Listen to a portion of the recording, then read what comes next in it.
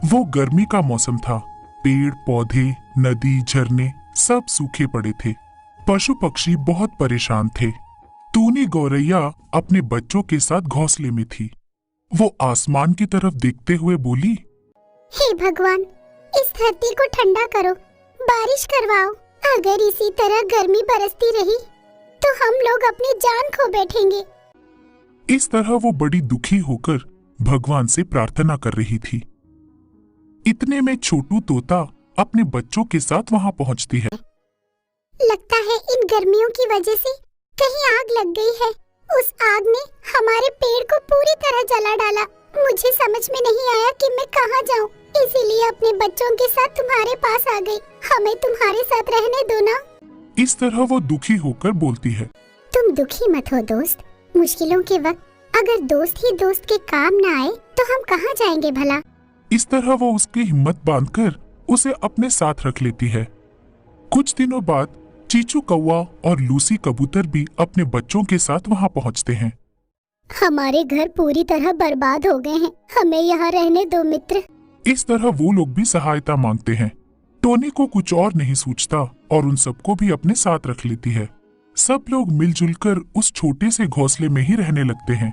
एक एक करके उनके बच्चे मरने लगते हैं। सबसे पहले लूसी कबूतर का बच्चा मर जाता है। वो रोते हुए बोली, हे भगवान, वक्त पर खाना और पानी ना मिलने की वजह से मेरा बच्चा मर गया। अब हम लोग कहाँ जाएं? ये बात सुनकर सभी दुखी हो जाते हैं।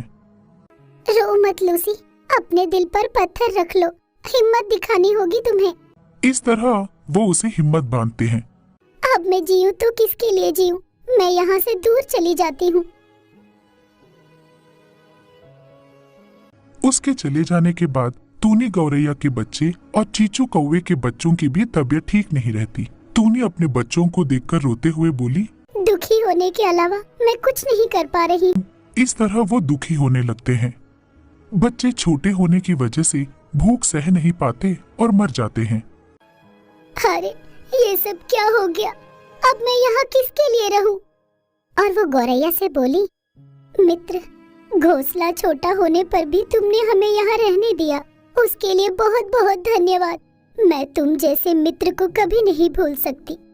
तुम जैसा मित्र सबको मिलना चाहिए। जब गौरैया पूछती है कि तुम कहाँ जाओगे तो कौवा कहता है, जहाँ खाना मिले वहाँ चली जाऊंगी। मित्र, मैं अपने बच्चों का एक दुख तुमसे बांटना चाहती हूँ। मैं खाने की तलाश में घूम कर आती हूँ, शायद कुछ मिल जाए। बच्चों की तबीयत बिल्कुल ठीक नहीं है। तुम अपने बच्चों के साथ मेरे बच्चों का भी ख्याल रखो। ठीक है मित्र, तुम अपना ख्याल रखना।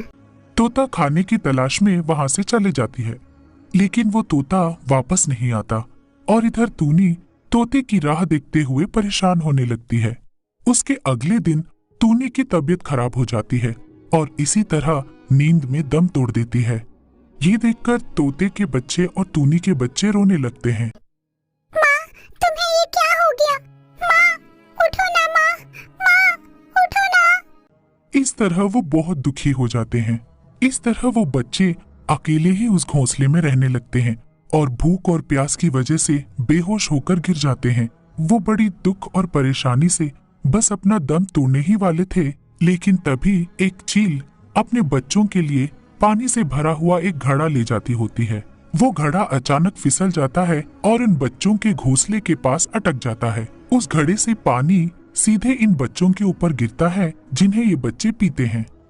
तुरंत वो चील उस घड़े को लेने पहुंच जाता है और उन बच्चों को देखकर बोलता है, अरे ये बच्चे कौन हैं? ऐसा सोचकर उनके पास जाती है। उसे समझ आता है कि उन्हें बहुत प्यास लगी है, तो उस घड़े के पानी को उन्हें दे देती है। बच्चों, अभी तुम लोग ठीक हो ना? हम लोग ठीक नहीं हैं। हमें बहुत भूख लगी है। हमारी माएं मर चुकी हैं। हमें देखभाल करने वाला कोई नहीं। कृपया हमारी सहायता कीजिए। वो इस तरह चील से प्रार्थना करती हैं।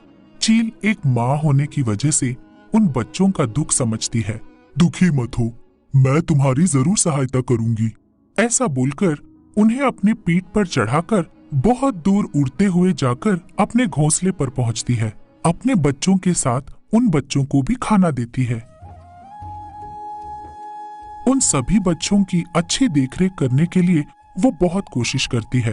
तभी उसे पता चलता है कि पास के एक नदी के पास खूब खाना मिल रहा है। उन सभी बच्चों को अपने पीठ के ऊपर चढ़ाकर 2 दिन बड़ी मुश्किलों से उड़ते हुए जाकर उस नदी के पास पहुंचती है और उनसे बताती है कि यहाँ उन्हें पानी और खाना खूब मिलता है।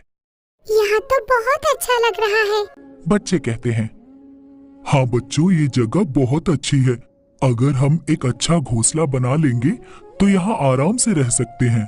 वो बच्चों को समझाती है और बच्चे भी मान जाते हैं। बच्चे अपनी ताकत के हिसाब से घोंसला बनाने के लिए सहायता करने लगते हैं।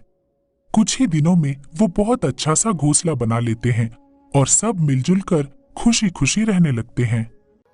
अगर आज हम लोग जिंदा हैं, तो वो आपकी बदौलत ही है। अगर आपने उस दिन हमारी सहायता नहीं की होती तो पता नहीं हमारा क्या होता। हम आपकी सहायता जन्म जन्म तक याद रखेंगे माँ। इस तरह बोलकर वो अपना हाथ जोड़कर प्रणाम करते हैं।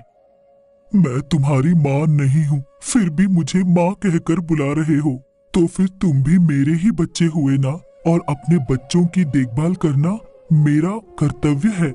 मैं उस भगवान से प्रार्थना करती हूँ कि तुम बच्चे हमेशा सुखी रहो। इस तरह अपने बच्चों को अच्छी सीख देते हुए उनका खूब ध्यान रखती है।